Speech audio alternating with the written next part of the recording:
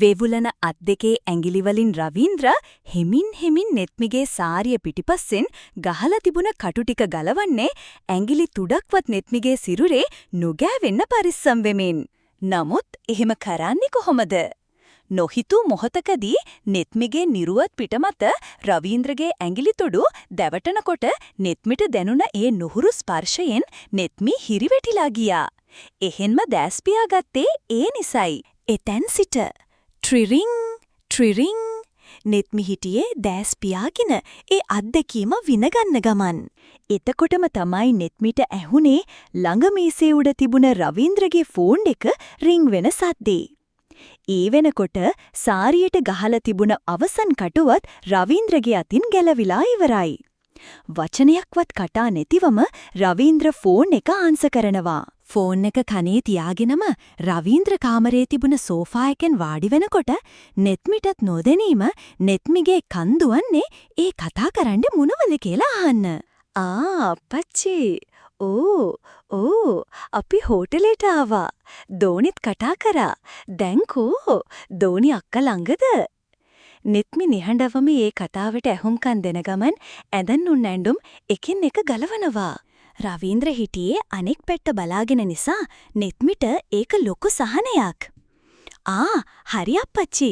මේ ඉන්නවා. ඉන්න දෙන්නම්.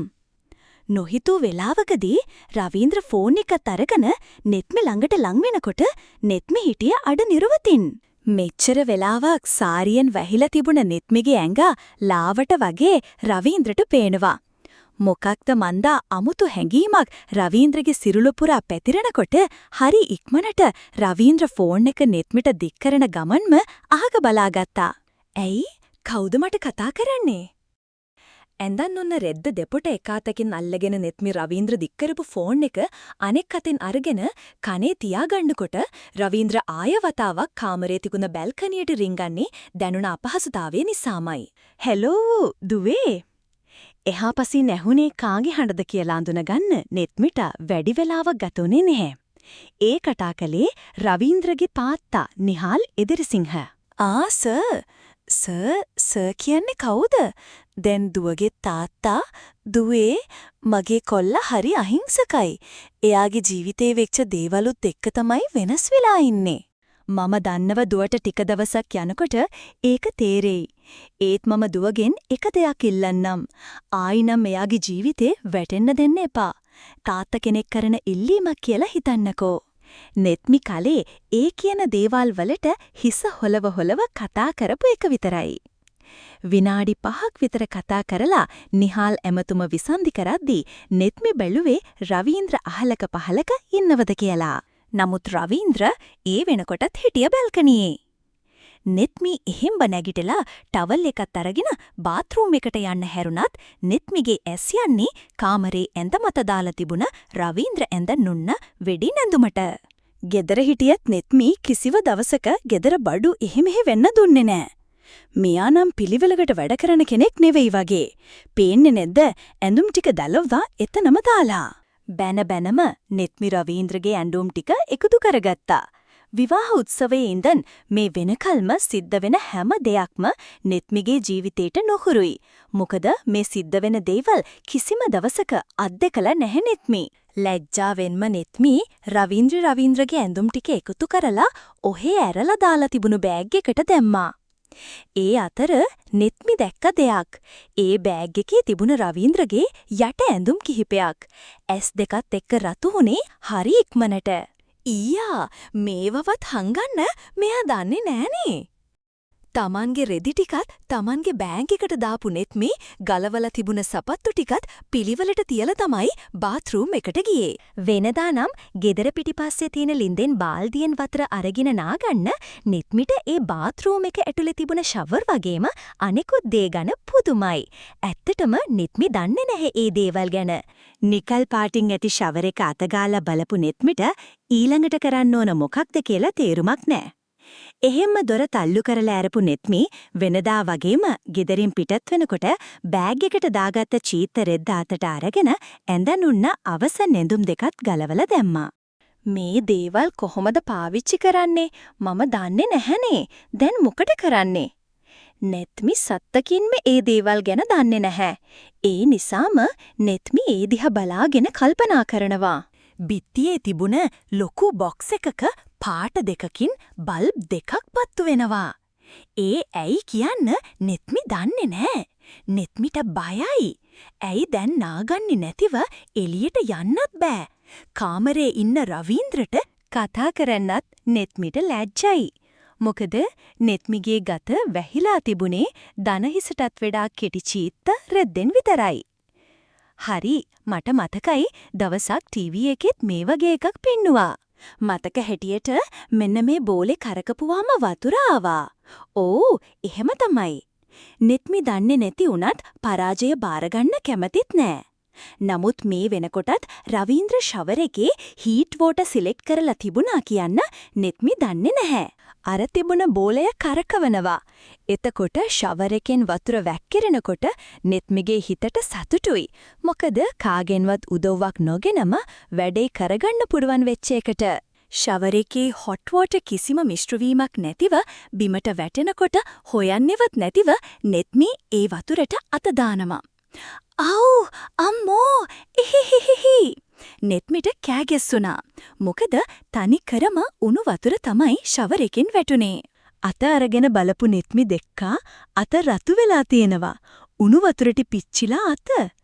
S2 කඳුළු පුරෝගෙන නෙත්මි ටිකක් වෙලා එහෙම්ම බලාගෙන ඉන්නේ දැනුණ වේදනාවට. බල්කනියට වෙලා රවීන්ද්‍ර හිටියත් රවීන්ද්‍රගේ හිතට පුදුම දුකක් දැනුනේ. අමතක කරලා හිටියත් රවීන්ද්‍රට Tamanගේ පෙර විවාහයේ බිලිඳ වෙච්ච ඩිහානිව මතක් වුණා. එහෙම නොවුනා නම් තමයි පුදුමයත්. මොකද අමතක කරලා දාපු නපුරු අතීතයක් වුණත් කාලයක් තිබුණා රවීන්ද්‍ර පණ වගේ ඩිහානිට ආදරය කරපු. ඉතින් එහෙම එකේ මේ වගේ වෙලාවක ඩිහානිව මතක් නොවුනොත් තමයි පුදුමය. කල්පනා ලෝකයක අතරමන් වෙලා හිටපු රවීන්ද්‍රට ඇහුණා කවුරු හරි වේදනාවෙන් කෑ ගහන සද්දේ. නොහිතාම රවීන්ද්‍රට මතක්ුනේ නෙත්මිව. කවුද කෑ ගැහුවේ? කාමරේ ඇතුළේ නේද ඇහුනේ. අර පිස්සුමරාලේ මොකක් හරි දෙයක් කරගෙනද දන්නෙත් නැහැ. තමාට මෙහෙම කියාගන්න ගමන්ම රවීන්ද්‍ර ඉක්මනින් යන්නේ කාමරේ ඇතුළට. නමුත් නෙත්මි පේන්න හිටියේ නැහැ. එතකොට තමයි රවීන්ද්‍රට මතක්ුනේ නෙත්මි බාත්රූම් එකට ගියා නේද කියලා. වැඩි දෙයක් නොහිතාම රවීන්ද්‍ර බාත්රූම් එකේ දොරේ හැන්ඩල් එකට අත තියලා කරකවනකොට දොර ඇරුණා. ඇරුණ දොරින් බාත්රූම් එක ඇතුළට ගියපු රවීන්ද්‍ර දැක්කේ වේදනාවින් ඇස් දෙකත් රතු කරගෙන අතකුත් අල්ලගෙන බලාගෙන ඉන්න නෙත්මිව. ඇරුණ දොරින් බාත්රූම් එක ඇතුළට ගියපු රවීන්ද්‍ර දැක්කේ වේදනාවෙන් ඇස් දෙකත් රතු කරගෙන අතකුත් අල්ලගෙන බලාගෙන ඉන්න නෙත්මිව. මොකද කෑ ගහන්නේ? නෙත්මිගේ උණු වතුරට පිච්චුණ අත රතු පැහැයට හැරිලා.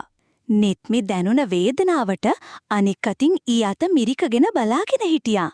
මොකන්ද යකෙක් ගහලා වගේ බලාගෙන ඉන්නේ? මොකක්ද උනේ කියනවා. රවීන්ද්‍රට ටිකක් තරහ ගියා. ඇයි වෙච්ච දෙයක් කියන්නෙත් නැතිව නෙත්මි බලාගෙන හිටපු හින්දා. මේ අරකින් ආව වතුරට අත පිච්චුණා. තොල්පටි හපාගෙන නෙත්මි එහෙම කියන්නේ හොට් වෝටර් ෂවර් එකට අත දික් කරගෙන. අයිසේ තමුසේ දන්නේ නැද්ද ඒ හොට් වෝටර් ෂවර් එක කියලා? කෝ බලන්න. බැනම රවීන්ද්‍ර නෙත්මි වේදනාවෙන් අල්ලගෙන උන්න අත අරගෙන බලනවා. ටිකක් රතු වෙලා. ඒල දෙනක් වගේ වැඩ කළාම ඔහොම තමයි. මෙන්න මෙහෙට එනවා. තමුසේ දන්නේ නැත්ද මේ වගේ වෙලාවක කරන්න ඕන මොනවද කියලාවත්? නෙත්මිට බැනම ළඟ තිබුණ සිංක් එකෙන් ඇඟිල්ලකට සිංක් එකේ වතුර ටිකක් අරගෙන රවීන්ද්‍ර ඒ පිච්චිලා රතු වෙලා තිබුණ තැන අතුල්ලනවා. නෙත්මිට එතකොට තමයි මතක්ුනේ Taman ඉන්නේ දිය රෙද්ද පිටින් නේද කියන එක මතක්ුනේ. ඉක්මනට නෙත්මි අත ඇදලා ගත්තා. හරි ස්තුතියි. දැන් අඩුයි. දැන්වත් දැනගන්නවා. පඬිතකම තිබුණට මදි. මොලෙත් තියන්න ඕන. රවීන්ද්‍ර බනිනවා. නෙත්මිගේ කටට කියන්න හොඳ දේවල් ආවත් නෙත්මි ඉවසනවා.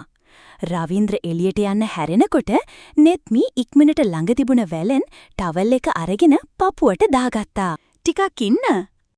නෙත්මිගේ වචන දෙකට ඉස්සරහට තිබ්බ පය එහෙම්ම නතර කරලා රවීන්ද්‍ර හැරෙනවා.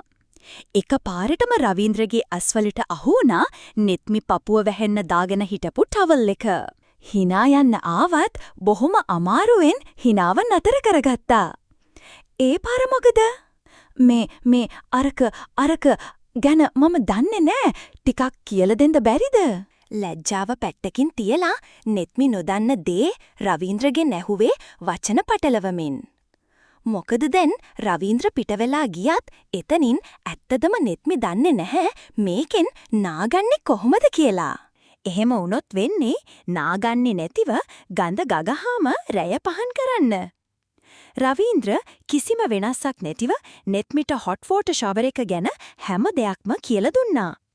ඊටත් පස්සේ තමයි රවීන්ද්‍ර බාත්රූම් එකෙන් පිට වෙලා ගියේ. මේ බාත්රූම් එකක් ඇතුළට යනකොට මෙන්න මෙහෙම දොර ලොක් කරගන්නවා. නැත්තම් ඉතින් තමුසෙගේ ඔය වහගෙන ඉන්න ඒවා නිකම්බ ඇතුළට හදිසියේ කෙනෙක් ආවොත් පේනවනේ. අවසානයේට කියපු දෙයට නම් නෙත්මිගේ මුහුණත් එක්ක රතු වෙලා යනකොට රවීන්ද්‍ර බාත්රූම් එකෙන් එළියට යනවා. ජීවිතේ එකපාරටම වෙනස් වෙච්ච හැටි. මාසයක් විතරක් හඳුනන දවස් දෙකක් විතරක් කතා කරලා තිබුණ කෙනෙක් එක්ක අද නෙත්මි විවාහ වෙලා. අද ඇයගේ මදු සමය. නමුත් නෙත්මිට පුදුමයි. මීට කලින් විවාහ වෙච්ච Tamanගේ මිතුරියන් කියපු දෙයට වඩා හාත්පසින්ම මේ දවස වෙනස් කියලා නෙත්මි කල්පනා කරන්නේ. ෂවරියක යටට වෙලා සීතල වතුරින් නාන ගමන්. නෙත්මිට මතක් වුණා දැන් ටිකකට කලින් වෙච්ච දේවල්. ආයි වතාවක් ලැජ්ජාවෙන් නෙත්මිගේ සිරුරේ සිහින් නහරවැල් පවා පිරෙනකොට නෙත්මි Taman එක්කම hina විවිනාගත්තා. රවීන්ද්‍ර බාත්රූම් එකෙන් එළියට ආවේ hina වෙවි. ඒ නෙත්මිගේ නොදැනුවත්කම රවීන්ද්‍ර හිතුවේ නෙත්මිගේ මෝඩකම කියලා. එළියට ආව ගමන්ම රවීන්ද්‍ර කලේ රිසෙප්ෂන් එකට කතා කරලා කෑම ඕඩර් කරපු එක. ඊටත් පස්සේ ආයෙමත් රවීන්ද්‍ර බැල්කනියට වෙලා කල්පනා කළා. වෙලාවකට රවීන්ද්‍රට Taman ගැනම ඇති උනේ පුදුම දුකක්. අවුරුදු 27ක් වගේ පුංචි වයසකදී දරුවෙකුත් එක්ක රවීන්ද්‍ර තනි වුණා. මේ විවාහය සිද්ධ වෙන්නේ රවීන්ද්‍රගේ කැමැත්තෙන් නම් නෙවෙයි. ඇත්තටම මේක වෙන්නේ දරුවට අම්මා කෙනෙක් ඕන හින්දා මිසක් රවීන්ද්‍රට බිරිඳක් ඕන නිසා නෙමෙයි. ඩිහානි හැඩි කරලා දාලා ගියපු හිත තාමත් ඒ විදිහමයි. දන්නේ නැහැ රවීන්ද්‍ර මේ සම්බන්ධයත් මොන අතට යයිද කියලා. මොකද ඩිහානිගෙන් වින්ද දුක් නිසා රවීන්ද්‍රට ගැහෙන જાතියම තිත්ත වෙලා හිටියේ. විනාඩි 20කට විතර පස්සේ බාත්රූම් එකේ දොර ඇරෙන සද්දට තමයි රවීන්ද්‍ර පියවිසිහියට එන්නේ. බාත්රූම් එකෙන් එළියට ආව නෙත්මි හිටියේ දන හිසටත් කෙටි ටවල් එකෙන් නිරුවත වහාගෙන. හොඳ වෙලාවට රවීන්ද්‍ර පේන්න නොහිටියේ. ඉක්මනට නෙත්මි තමන්ගේ බෑග් එකේ තිබුණ රාත්‍රී ඇඳුම හැදගත්තා. එතකොට තමයි නෙත්මි ඒක දැක්කේ. නෙත්මිට යකා නැග්ගා. මේ මොන මගුලක්ද? සදුනිට ඇත්තට ළඟ හිටියානම් දැන් මේක ඇඳගෙන මම කොහොමද මේක ඇතුලේ ඉන්නේ? නෙත්මි කියන්නේ බෑග් එකේ තිබුණ රාත්‍රී ගවුම අත් දෙකෙන් ඉහළට ඔසවමින්. ඒක සම්පූර්ණයෙන්ම දුහුල් එකක්. මේක සදුනි හිතා මතාම කරපු වැඩක් කියලා නෙත්මිට දැන් තමයි තේරෙන්නේ. වෙන කරන්න දෙයක්වත් නැහැ. නෙත්මි ලැජ්ජාවෙන් ඇඹරි සදුනිට බැනම ඒක ඇදගත්තා. කිරලා මැනල වගේ නෙත්මි ගෑංගට ගානට තිබුණත් ඒක ඇඳත් නෑ වගේ. වැහෙන්න ඕන දේවලුත් හොඳට පේනවා. කල්පනා කරපු නෙත්මි බෑග් එකේ තිබුණ ස්වීටරයක්ුත් ඒකට උඩින් ඇඳගෙන රාත්‍රියට ආලේප කරන ක්‍රීම් එක ඇගේ ගාගෙන ඉවර වෙනකොටම රවීන්ද්‍ර නෙත්මිට කතා කළා. ටිකක් මෙහෙට එන්න මට ටිකක් කතා කරන්න ඕන. නෙත්මි වචනයක්වත් කතා නැතිව ඒ පැත්තට යනවා. රවීන්ද්‍ර හිටපු තැනට හෝටලේ වටේම හරි ලස්සනට පේනවා. නෙත්මි වශී වෙලා වගේ බලාගෙන ඉන්නකොට ආයිත් රවීන්ද්‍ර කතා කළා. වාඩි වෙන්න. රවීන්ද්‍රගේ මුහුණේ තිබුණ ඉරියව් මෙන්ම නෙත්මි එක දෙයක් තේරුම් ගත්තා. ඒ මොකක් වුණත් ලොකු දෙයක් කියන්න යනවා කියලා. තුන්වන කොටස මොකක්ද මේ සිද්ධ වෙන්නේ? ඉස්සරහට බලමු. කියවලා වචනයක් කියන්න යමු කට්ටියත් එක්ක. සුබ දවසක් වේවා. හැමෝම මාව සබ්ස්ක්‍රයිබ් කරලා තියාගන්න.